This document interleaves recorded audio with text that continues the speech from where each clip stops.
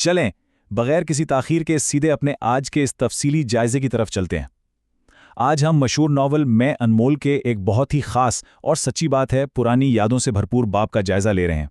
جی ہاں، بات ہو رہی ہے تیسرے دن کی۔ اب سوچنے کی بات یہ ہے کہ بچپن کی یہ چھوٹی چھوٹی سی یادیں یہ آخر ہماری شخصیت بناتی کیسے ہیں؟ مطلب یہ صرف کوئی عام سی کہانی نہیں ہے، بلکہ یہ وہ بنیاد ہے جو یہ طے کرتی ہے کہ ہم دنیا کو کس نظر سے دیکھیں گے۔ ذرا اس ابتدائی جملے پر غور کریں، لیکن میرے سارے پالتو جانور ایک طرف اور میکس ایک طرف۔ کتنا زبردست جملہ ہے نا؟ یہ فوراً سے پوری کہانی کو بچپن کے ساتھیوں کی ایک بہت ہی گہری اور بالکل معصوم سی محبت کے ساتھ جوڑ لیتا ہے۔ میکس کوئی عام سا پالتو جانور نہیں تھا، بالکل بھی نہیں۔ وہ ایک ایسا انمول ساتھی تھا جس کا درجہ باقی ہر چیز سے کہیں بلند تھا، اور سچ پوچھیں تو جس نے بھی بچپن میں کسی جانور سے ایسی بے لوث محبت کی ہے نا، وہ اس احساس کو فوراً سمجھ جائے گا۔ اب اگر ناول کے صفحہ نمبر 34 کو دیکھا جائے تو یہ بظاہر تو محض ایک صفحہ ہے، لیکن اس کے اندر ابتدائی زندگی کے جذباتی اتار چڑھاؤ کا ایک پورا طوفان چھپا ہوا ہے۔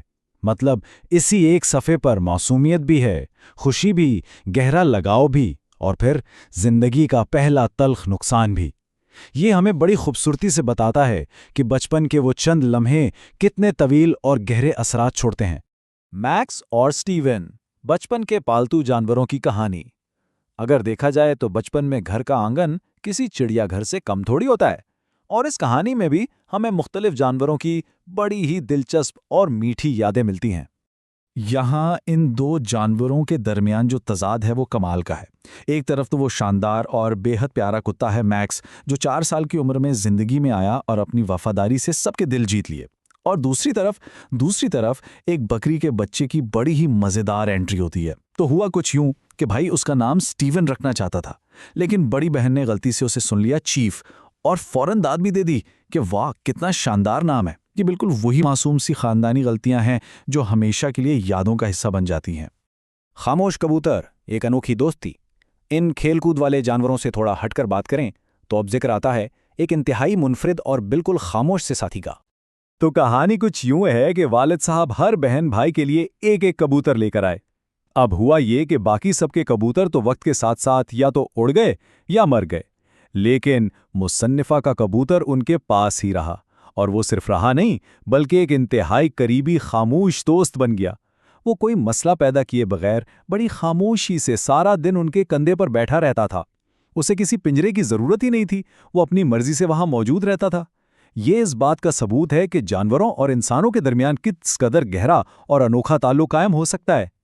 اور یہ بات کتنی حیرت انگیز ہے کہ یہ خاموش دوست رات کے وقت بستر کے سراہنے بنے ہوئے لکڑی کے تاج پر جا کے سو جاتا تھا، بالکل بستر کے تاج کا ایک محافظ بن کر۔ وہیں وہ ساری رات موجود رہتا اور صبح ہوتے ہی دوبارہ کندھے پر آ بیٹھتا۔ سچی بات ہے، یہ وفاداری اور محبت کی ایک ایسی خالص شکل ہے جسے لفظوں میں بیان کرنا بہت مشکل ہے۔ ایسی یادیں ذہن پر جو نقوش چھوڑتی ہیں وہ کبھی نہیں مٹتے۔ غیر متوقع چوری، ایک اچانک نقصان۔ خیر، بچپن کی معصومیت ہمیشہ تو برقرار نہیں رہتی نا، اور یہاں کہانی ایک بڑی ہی تلخ حقیقت کی طرف مڑتی ہے جب اعتماد کو زندگی میں پہلی بار ٹھیس پہنچتی ہے۔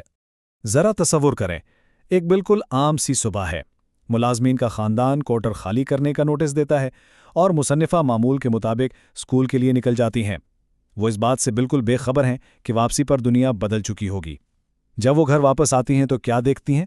برآمدے میں انتظار کرنے والا وہ وفادار کبوتر اچانک غائب ہے، اور اسے پھر کبھی نہیں دیکھا گیا۔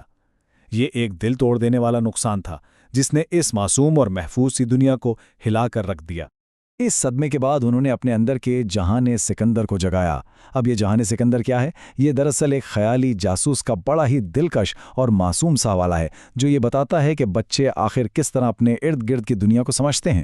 تو اس اندرونی جاسوس کی مدد سے وہ اس نتیجے پر پہنچے کہ یہ کام ملازم کے بیٹے شوکت کا ہی ہو سکتا ہے، کیونکہ وہ ہمیشہ اس خوبصورت پرندے کو بڑی للچائی ہوئی نظروں سے دیکھتا تھا۔ ایک بچے کے لیے یہ کسی بڑے سسپینس یا جاسوسی معمے کو حل کرنے سے کم تھوڑی تھا۔ ماضی کے اسباق اور یادوں کا بوجھ۔ اب اگر ان تمام واقعات کو ایک ساتھ ملا کر دیکھا جائے نا تو اس باب کے گہرے جذباتی پیغامات بالکل کھل کر سامنے آ جاتے ہیں۔ اس کی وجہ سے میں کافی عرصہ تک اداس رہی۔ بظاہر تو یہ ایک بہت ہی سادہ سا جملہ ہے، لیکن یہ ایک بچے کی زندگی کے اس پہلے اور گہرے صدمے کو کتنی خوبی سے بیان کرتا ہے जो उसे धोखे और नुकसान से मिलता है। ज़रा सोचिए, जब एक बेजुबान जानवर बेलौस मोहब्बत करता है और फिर एक इंसान उसी मोहब्बत को चुरा लेता है, तो ये एक ऐसा तज़ाद है जो बहुत लंबे अरसे तक दिल और दिमाग पर बोझ बनकर रहता है। ये उदासी सिर्फ एक परिंदे के खो जाने की नहीं थी, बल्कि इस यकीन और एतबार के टूटने की थी जो दुनिया पर किया गया था। जिंदगी के ये इब्तदाई तजुर्बात, चाहे वो मैक्स जैसे कुत्ते की शानदार वफादारी हो या फिर एक पसंदीदा कबूतर की चोरी, यही चीज़ें इंसान की सोच और दुनिया को देखने के ज़ाविये की बुनियाद बनती हैं। जानवरों की मासूमियत और इंसानों का धोखा, इन दोनों के दरमियान का ये फ़र्क हमेशा याद रहता है, और यही वजह है कि दहाइयाँ गुजरने के बावजूद चोरी करने वाले शौकत का नाम और वो वाक़या आज भी उनके जहन में बिल्कुल ताज़ा नक्श है। तो इस पूरे जायजे को समेटते हुए ज़रा इस सवाल पर गौर करें, बचपन के ये बज़ाहिर मामूली और खामोश से नुकसानात हमें वो इंसान कैसे बनाते हैं जो हम आखिरकार बनते हैं।